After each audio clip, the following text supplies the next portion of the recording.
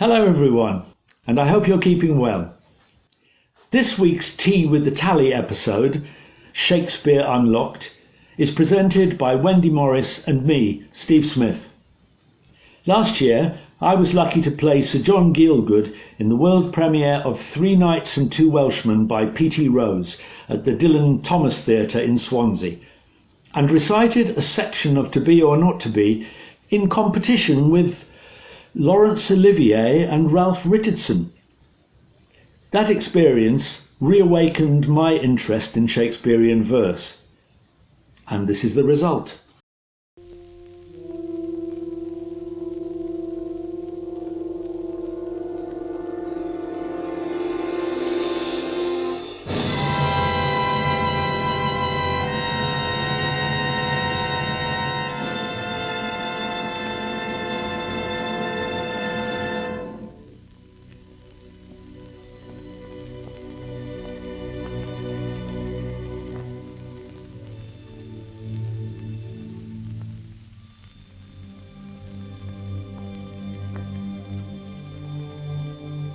Two households, both alike in dignity.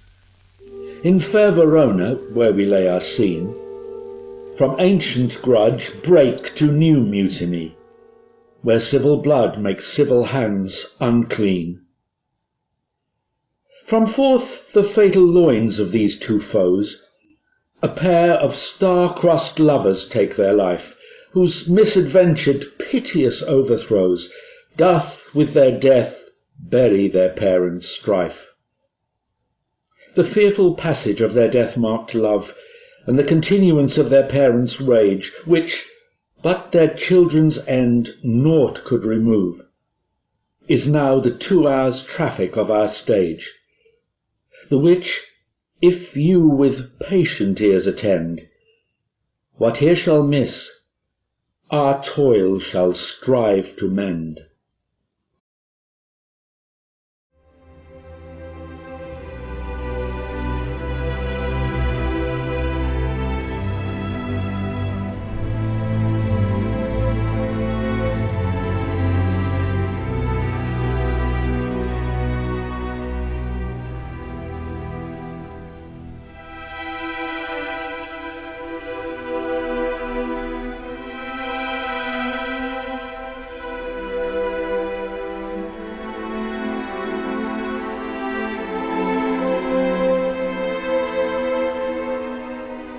Now entertain conjecture of a time when creeping murmur and the pouring dark fills the wide vessel of the universe.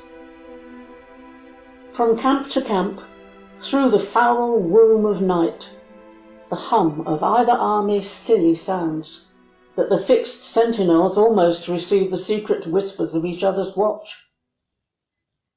Fire answers fire, and through their paly flames each battle sees the other's umbered face. Steed threatens steed in high and boastful neighs, piercing the knight's dull ear. And from the tents, the armourers, accomplishing the knights with busy hammers, closing rivets up, give dreadful note of preparation.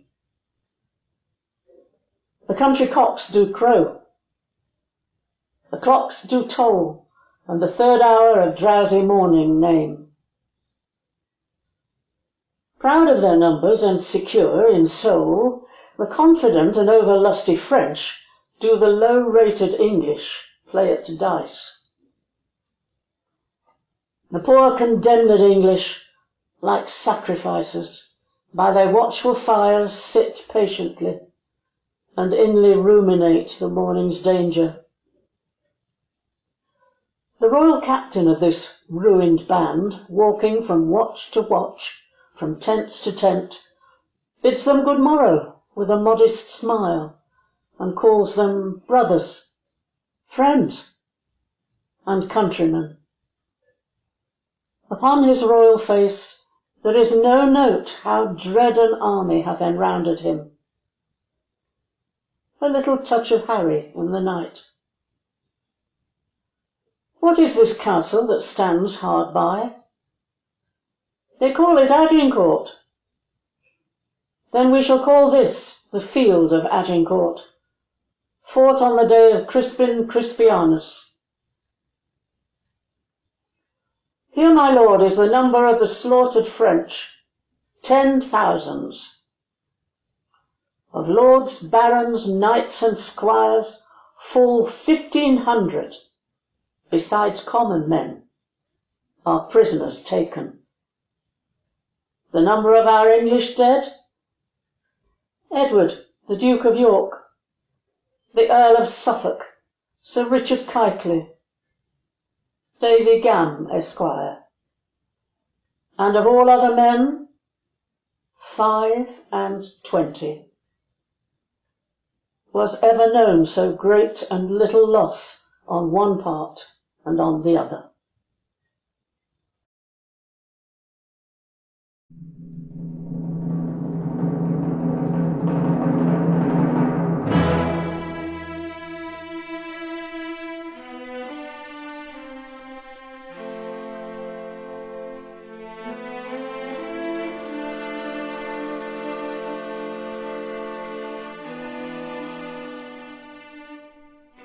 To be or not to be?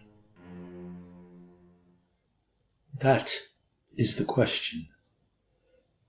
Whether 'tis nobler in the mind to suffer the slings and arrows of outrageous fortune, or to take arms against a sea of troubles and by opposing end them.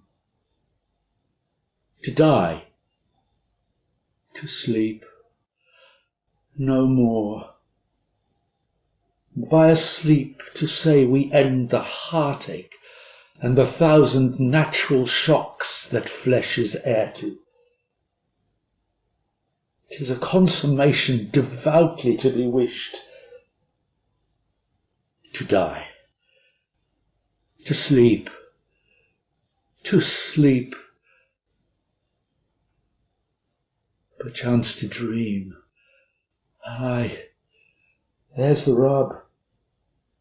For in that sleep of death, who knows what dreams may come when we have shuffled off this mortal coil, must give us pause.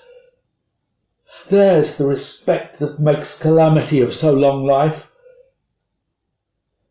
For who would bear the whips and scorns of time?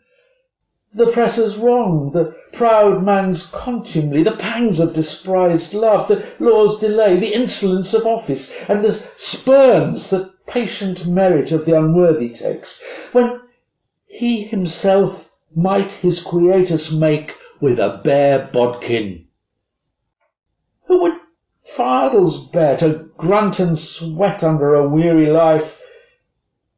But that the dread of something after death, the undiscovered country from whose bourne no traveller returns, puzzles the will, and makes us rather bear those ills we have than fly to others that we know not of. Thus conscience doth make cowards of us all. And thus the native hue of resolution is sicklied o'er with the pale cast of thought, and enterprises of great pitch and moment, with this regard, their currents turn awry and lose the name of action.